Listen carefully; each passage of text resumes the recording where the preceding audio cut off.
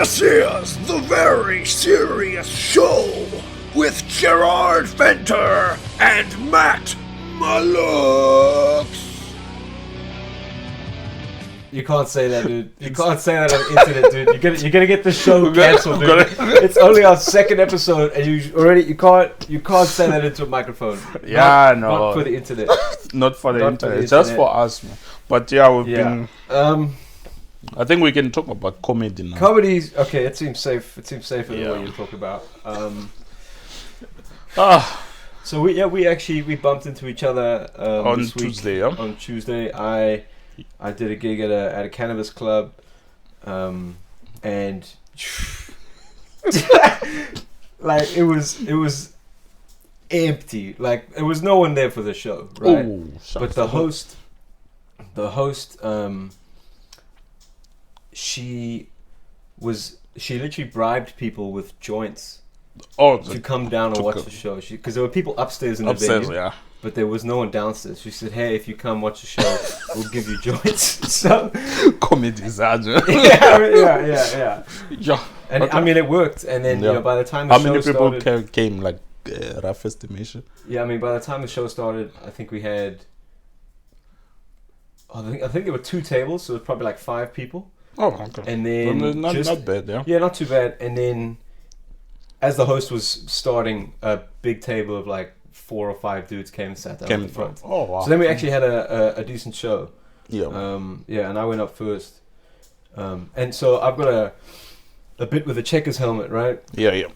And I did that at a gig that was empty before, and it was so horrible because like the helmet bit. It can do well, right? Yeah. But not when you do it in front of one audience. Oh, yeah. So I went up there and I bombed with this checkers bit, and it was so upsetting because I was like, I thought this bit was funny. I thought it could work anywhere, Yeah. But with one person in the audience and 3 comics, it doesn't work. It doesn't. Yeah. And so I was planning on doing the checkers set at the cannabis club, yeah. And then as it was getting empty, I was like, no, I can't scare myself away from this bit by doing it in front of an empty room. So I'm like, now I'm panicking. I'm like, okay, I need to do like a more crowd work set, and I had to do a whole different set. Yep. And even the host was thinking of cancelling the gig. You know what I mean? So I'm like, okay, I'm off the hook. Yeah. I don't need to think about it. And then suddenly it was back on, and I'm like, oh no, So I was like, pretty nervous about it, but it came out. It went okay. No, that's good. That's better. Yeah. I left out the 2 best jokes though. I've got like 2 crowd work bits that I'm working on, and they worked, but I left them both out. Oh, shucks. I usually shy away from crowd work, man. I don't think I've ever even seen you ask a question to the audience. I do my thing and bounce, right? Like 5 minutes. The moment you're greeting someone, like that's 15 seconds. It's gone. It's true. But the problem is, like I said, my checkers bit, it bombs if there's no audience. If it's not a big audience, then you have to adjust the crowd. But you don't. You don't do that. No, never. I've never seen you like, hey, what do you do? No, what do you? No. I feel like that's the job of a host, man. It is the job of a host. Yeah, like the host must get the people ready, ask them whatever, and then make jokes about it. And we should be listening there at the back. Oh, there's a Richard, there's a whoever does this. So that if you joke, there's to do someone who's selling bananas, and this guy said he owns a supermarket, so he surely should know. You can kind of make like this guy over here. Yeah, you see. Yeah. But no ways, I'll never. So you just go up and bomb if it's a tiny room. If I die. It's meant to be. You don't even bother. You're not like I'm gonna do my best to work this room. You're like no one laughs. My best crowd work is looking at someone who's agreeing. So like there's always someone who relates. That's the person I'm gonna look at while laughing. Your crowd work is eye contact. Eye contact, bro. I'll never like. But what about when you did your gig? You hosted. Surely you did a bit of crowd work. Yeah. For hosting, yes, I will. Yeah. I'll be doing like a bit of crowd, but that was bad. I was outside, so I couldn't hear you. Yeah. What do you remember about it? It was good. It went so good. But there was a table. A couple laughs, yeah, there was a table that was just distracting, man. They were not there for comedy. They were there for food. How dare they? Like, yo, man, I had to beg. Guys, please. I remember from outside, I did hear this bit. Because there was some, like you said, there's some table that was super loud. Yeah. And I think one of the ladies was like Chantel or Sharon or something like that. Oh, yeah. And you're like, hey, Sharon, I have a message for you. Shut up. Shut up. Funny. It was so bad. Yeah. But the whole show was okay. And it was my first time hosting. So I realized I can't do this. But I was getting disturbed by that table. It was so loud, man. Yeah. And you know. But in my normal sets, never. I don't even go there because I feel like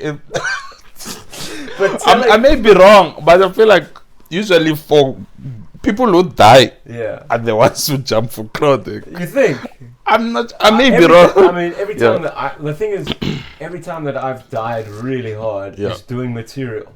Oh, okay. Because crowd work, like if you're asking someone a question, they don't need to be laughing. You know what I mean? But if you're only doing material, then they must laugh at the punchline. But if you crowd work, kind of gives you like a little bit of a break where it's like people are engaged, and you can kind of, you know, and also it gives you a chance to get the audience like on your side. On your side, what I mean, or at least listening to you. But bro, it's 5 minutes. You know. I gave this example. I forgot who I was talking to. And we were basically talking about this crowd work thing that in the 5 minutes I shy away from crowd work. So the reason I gave was the host must do all of this for us. So now imagine you are on the crowd and like 7-8 comics are all greeting you. It is bad when someone like I've been watching a show and then someone asks someone, what do they do twice, you know? That's not a good look. It doesn't look good, man. Like, okay, you're supposed then you must just pay attention and not ask the same questions. That as well. But then most of them, they just get there and be like, how are you, brother? Where are you from, you know? And I'm like, the host is already greeted, already done all of these things. For you, maybe it's just you should have listened at least. I think it is really, if you're going to do crowd work, you need to listen. You need to listen, because otherwise it's so bad when you ask the same person the same question. It doesn't look good. So usually I see guys they will lose the crowd and then they start doing crowd work, and in my mind I'm like, we look unprepared. It is funny to tell a joke, it bombs, and then be like, hey, where are you from? Like, hey, well, never mind what I was saying. What do you do for work? It's crazy, man. Like, you know, there's this thing where all comics go like, it's crazy, man. And when the joke dies. And but have you picked up when like I know when I'm bombing, there's certain things that I say, like a phrase that I repeat. Like I always go, you know. Oh, okay, yeah. Like right after a joke, silence. I go, you know. Oh yeah, I think it's airplane food, you know. It's. I think it's normal. I used to say it's crazy a lot, and then I realized you saying why am I saying you saying Yasin? Yasin Barnes, and then he has this bit where he's talking about exactly this, that when a comic is up on the stage and then the joke just fades. They all say it's crazy, man. So I became more conscious. I was like, don't say that. Don't say that. Like I tried saying it's hilarious, but now I just keep quiet. Saying it's hilarious is funny. But then I also have my thing where I'm like, I'm telling you, and I don't like it, man. Oh wait, you don't like the joke, you mean? No. Yeah, it's. I'll be telling a joke, and then sometimes if the joke dies, I'll be like, I'm telling you, why I'm thinking of the next joke, because I was expecting a different reaction. I don't know how to, but I'm gonna cut it because I managed to cut it. It's crazy. I no longer say it's crazy. If you hear me say, if you hear me sing, it's crazy. And then I ran out of bombing really hard. I'm dying. But yeah, man, crowd work is For me, it's a job. It's the host job. Yeah, it's the host job, man. Like, guys, shy away from just go and do your material. You prepared. You didn't prepare. But it's so scary when it does. If it's a small crowd, and it is because like I said with the checkers bit, I don't want to do it. It like scared me to do it because I was like, maybe it's not funny, but it's just because there's a small audience. So it's like I'd rather practice some crowd work. Oh, okay. Then but then did you do the crowd work that they on that Sunday at Armchair? Yeah. I don't remember. Yeah. That was a practice crowd work set. Yeah. I had bits that I'd working into it. Yeah. But that was because that was that was like one. It's one of the best I've seen you on stage. We chatted about it. First time I sat on the stool was a whole thing. And how many people were there? Like 2, and then the other 2 arrived, and it was just comics. Yeah, I think and the stuff. Like 4 or 5 audience members. Yeah. And you still managed to get us to laugh. It was just perfect, bro. Yeah, it worked. That was a nice set. Yeah. It's just that it's difficult to replicate the same energy. And then I had to do it again at Touch of Madness. Touch of Madness. Oh, okay. Was it the following day? It was the following day. I wasn't supposed to go up and host, and then the host was late. So Iklas, who runs the gig, was like, I need someone to introduce the first act, which was actually Matt. Yeah. And the other comedians were like, nope. And I was like, And I just asked Iklas, hey, if you need a host, let me know. Mm-hmm. That was that day. And you got that night, opportunity. Like, And so I went up and did it, and it went well, but it was different because, like, I opened the show, and I remember feeling like the audience was so engaged on me. You know? And Iklas was like, I hate to put him on blast because I love him, but I keep talking about him. I was like, dude, flash me at 5 minutes. He's like, go do 5. Flash me at 5. I'm like, I got 5 that I can do, but please, I can't do more than 5. And then I went up there, and it went well enough, but I ran out of material. I remember looking around the room like, and then I felt the pressure. I was like, oh snap. Yeah. And then thankfully the host came running and I was like, oh, bless you. Yeah. He was your actual host, handing the microphone over. Oh wow. That day I was so nervous for you. Right? Actually, I was more nervous for me as well. I remember because you were I was supposed to go up next, and the way everything happened in my mind, I was like, what if you had called me? And then the host arrived. Oh, I see. Yeah. Was she gonna? Was she gonna kick me off stage or what? Interesting. Yeah. It would have been like bizarre, man. Yeah. So the whole time I was like, I didn't understand how everything went. Yeah, it's not great when it's like confusing. You don't know if you're going up or what's happening. Yeah. Because then you're already nervous, and now it's like there's confusion added to it. Yeah, true. The energy, I think that's why I said no, the energy was different after it, because I was disturbed about everything that transpired. But at least it went a bit. Well enough. But me, never, man. You'll never see me doing crowd work. You reminded me now of when you were saying you were nervous. So when we bumped into each other on Tuesday. Yes.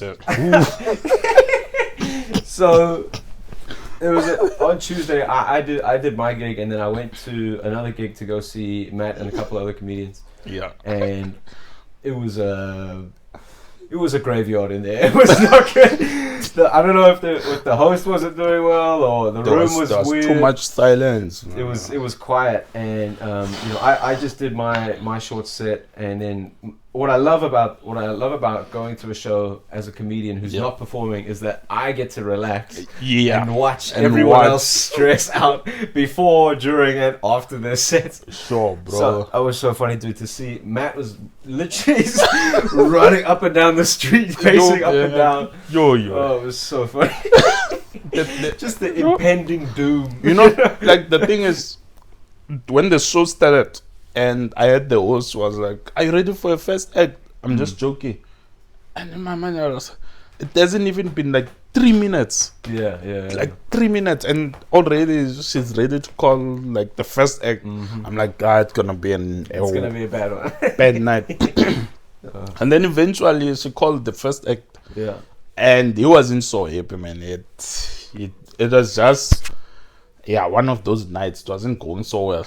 And I'm like, number 4, 5. Yeah. And I'm like, I have to wait throughout. Oh, look at our friend there. Yeah, our first subscriber over here. Yeah. First live viewer. He's checking us out. We're gonna can we edit him out or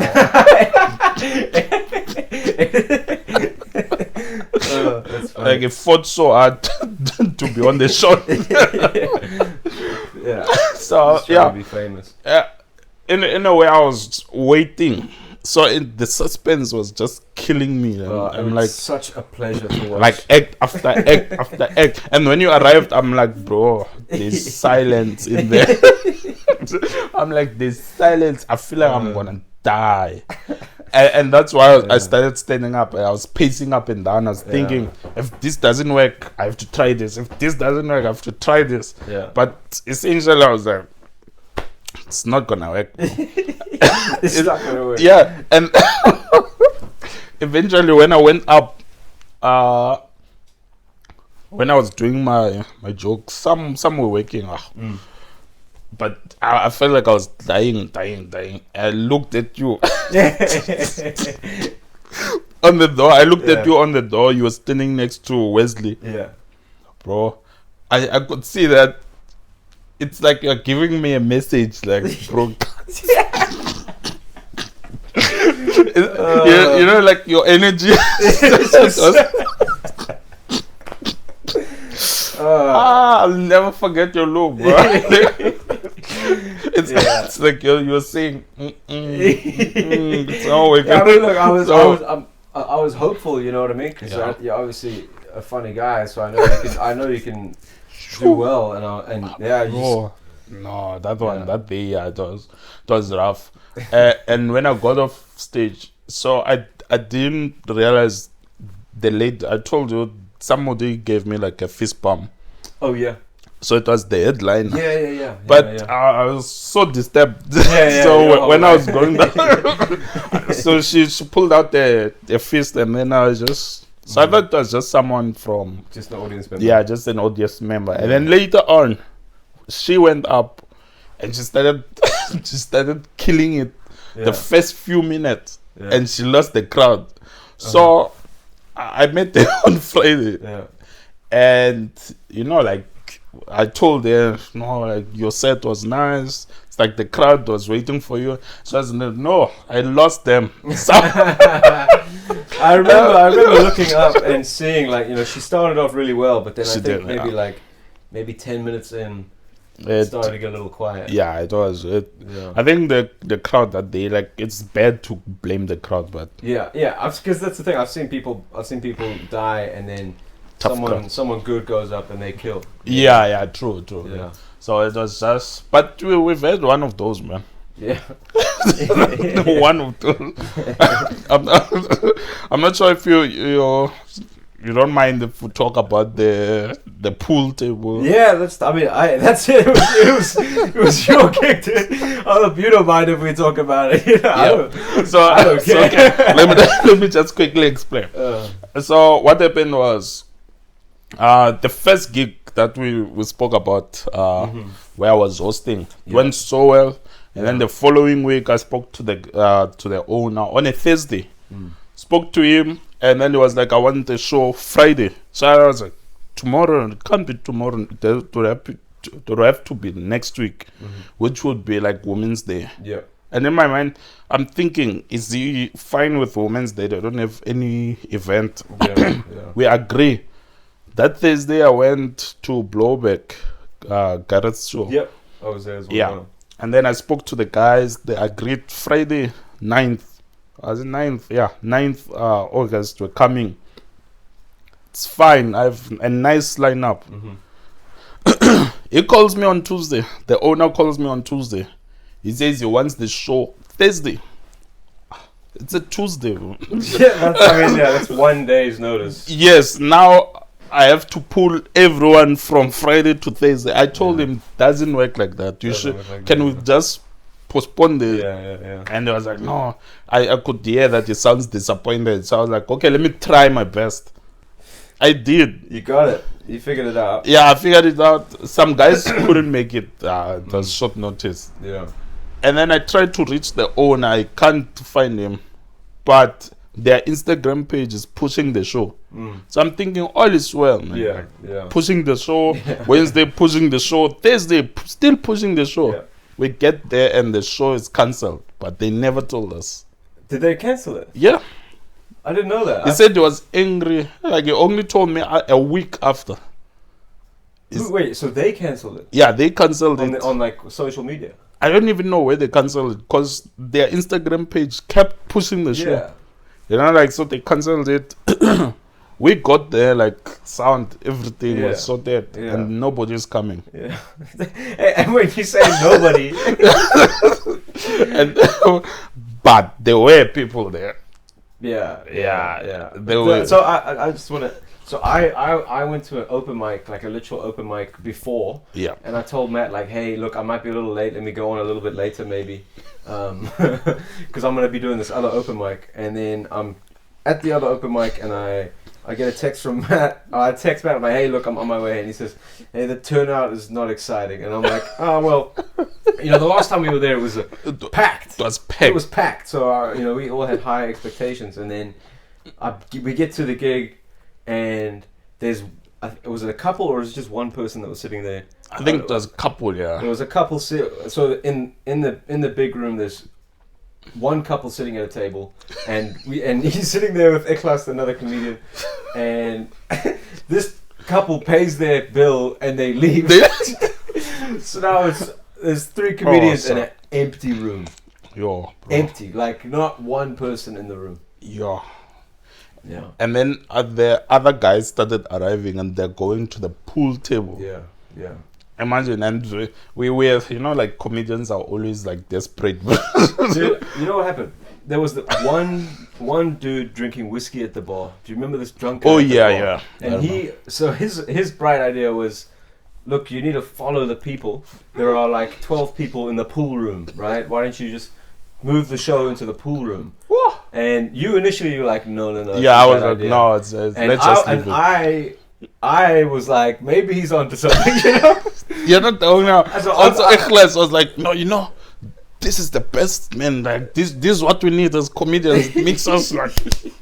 And I was like listening to these guys in my mind, like, no, this is gonna bomb, like, big time. So we took the speaker, and then we took it to the people pool room. Yeah. Oh.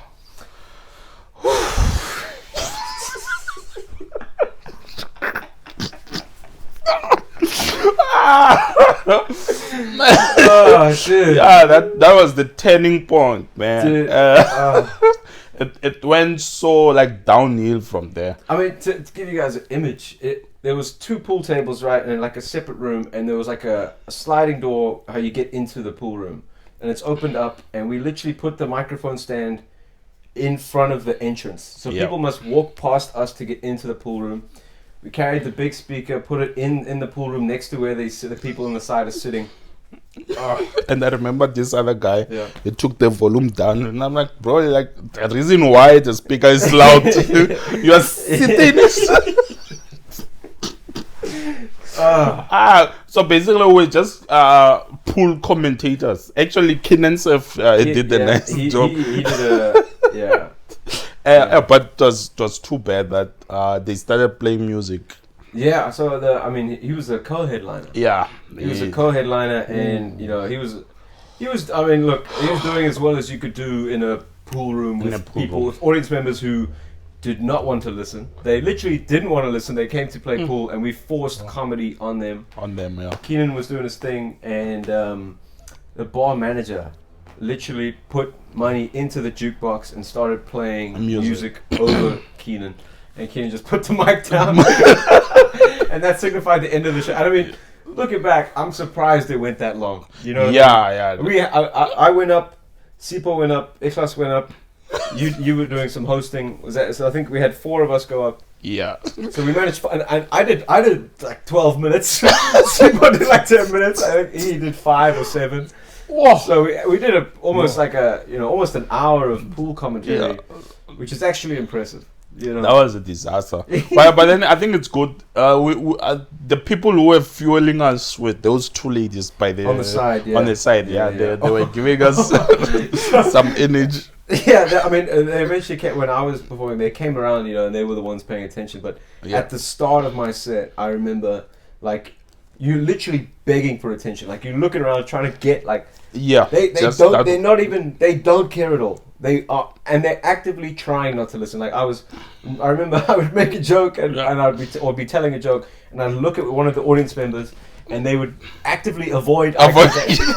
They're like, I don't want to. Don't involve me in this disaster that you're getting involved in. They were literally avoiding eye contact. They did not. They didn't want to be involved. That was one funny show. The headliner didn't even go up because of the music. Dude, so I was saying earlier, like, it's so funny. I love to see other comedians stressing before they go up. Like, even it's everyone stresses in their own way, so it's so interesting for me to see how they deal with the stress before they go up. But I remember seeing a headliner. He watched like a couple sets. He watched Keenan's set. I could see him sitting at the table like, he was worried. What am I gonna do here? What am I gonna do? Because for me it's fine because I'm new to comedy. I'm bad at comedy. Like, if I bomb, it's fine. These guys are like experienced and they're very funny, and they have not that we're gonna judge their reputation on that, but for themselves they have a reputation to uphold. And they were coming from a big gig, like a proper stage. I saw some of the pictures. I mean, that's shout out to those guys. And by the way, I haven't gotten hold of the owner since then. You haven't spoken to him. So that's I think I'm still letting him cool down, man. Like, this guy is angry, and it's because it doesn't understand. It doesn't understand. It's difficult to get guys to drive that far. Yeah. Like, for a free gig. Yeah. And without a guarantee of an audience. But he enjoyed the first show, right? Yeah, the first show he enjoyed. He really enjoyed it. Gave us 2 bottles of vodka or whatever. Yeah, he was happy. Yeah. So I think it can work. I mean, like, I have to go back and swallow my pride. I think we just need to market it correctly. Yeah, let people know. I mean, I don't know. That's the real mystery, is how to get people to come to the show. Yeah, that was. I think also the weather was an element. It was raining. Ooh, yeah, it was bad. It was bad. It was. But yeah, maybe perhaps one day I'll revive. Pit stop comedy. Yeah, pit stop comedy, man. Yeah. And which other show? Oh, yeah, I went to another show. I think it was a fest. And then you and I were in the same lineup. You went before me. And the electricity just went off, man. Like, literally, like, and like the electricity went off and it went black. Like, it's not like the microphone didn't work. One of the lights went out. Like, it was all black. All the lights. Like, we couldn't see the audience members in front of us. I mean, not that there weren't a lot of audience members anyway. But yeah, there were. The lights went out. The microphone went out. And I remember I was literally doing my set, and then I'm in darkness. Yeah, and we had to wait. And then we're just waiting for the power to come back on. I tried to do some like loose crowd work. It was, I mean, ridiculous. And then I went on. Luckily, the electricity was there like the whole time. Yeah. Immediately, I went off. Electricity just left, took man. The electricity with you, yeah. And it was done for the rest of the night. It didn't come back. Yeah. And we're using like flashlights. Yeah, I was literally sitting in the front row with my cell phone, holding the light at the comedian to give them some light. I remember when the headliner stepped in and I was like, shit. I was like, oh man. Like everybody, like it but the acapella, man, it was not so bad. eventually, because the electricity went off when that lady was on. The one who was talking about the marriage. I forgot the name. Iman. Yeah, I think it's Iman. Yeah. And then, for it was terrible. I think they stepped there. They stepped there like big time. Like, big time, man. I was feeling sorry for her. I was there at the back, but also I was like, I was lucky. You got the last hit with power. Yo, man, like I was super lucky. And the rest of the show, everybody had to prepare, like pretend as if. Just speaking into a dead microphone. Dead microphone, man. Yeah. But it's the things that we go through when doing comedy. Yeah, and and everyone's so desperate for stage time. You'll go anywhere. We'll go anywhere. Like after this, you can even do like a show for blind people, man. Like blind people can still hear. Maybe if they were deaf people is a bit different. Would you do a show for deaf people? Sign language. Having someone to interpret, like how that would be kind of cool, actually. To interpret. Did you know? So I don't know if I want to announce this, but I'm thinking. My friend mentioned mentioned an idea to me. Okay. What if you did stand up on the beach, just like a one-time thing? Like with a speaker or with a speaker and a little microphone. You go to the beach and you do stand-up comedy, and you make it. You promote it. You don't do it every week. Yeah, it would be, but because people don't want to be disturbed on the beach. But if you do it once, you market it well. It's kind of like this once-off little special event on the beach. It could be kind of interesting. It could. Yeah. But I'm worried about a couple of things. Sunburn. No. Besides besides the sunburn, I think the law enforcement will come and. I've been thinking about that. I'd probably get an event permit, but I know it's such a hassle to get one. If it's small enough and it's especially on a public beach. If you can find a beach where you're allowed to play music, then maybe what's the difference? What's the difference? Yeah. Sure. So that could be something fun. Or maybe we can just start with magic tricks, and then when we get. You know any good magic tricks? No. I was about to say if you have like certain like tricks, you can do backflips until people get some attention. Yeah, get some attention, and then we're like, actually we're comedians. I know you guys came for the magic. Enough backflips now. Like sit down. Or you can remain standing. It's only gonna take 5 minutes. Think what the move is, you need to get a group of friends beforehand to show up. If you can get 5, 6, 7 people to come sit there and watch, then other people will be curious and be like, "What's happening there?" Yeah, let's go check it out. Yeah, I think it's a dope idea. Yeah, I'm gonna look into it. I've seen people promoting CDs and DVDs of their songs in taxi ranks, man. In what? Oh, taxi ranks. Yeah, taxi ranks. So I've never seen comedian, because being a comedian, from a distance, somebody's gonna think you're preaching, man. That's true. That's true. It's surrounded by come people. Up and you're talking about airplane food, Yeah, like people. But it's a dope idea, man. Like I think we should try that. And then you can work on some beach material. Yeah, you can't use it anywhere else. It'd be so interesting, dude. I'm really gonna talk about surfing too. Look at that brother there, took some crowd. Okay, maybe that could. I wanna try it. It would be cool. I think we've done enough time. Yeah, we have actually. Yeah. Listening to our stories, our horrible night. I think we can do like a little. Did you know? Yeah. So I actually did a Did You Know last week. Have you got one? Yeah, I have a Did You Know. So did you know that in Limpopo,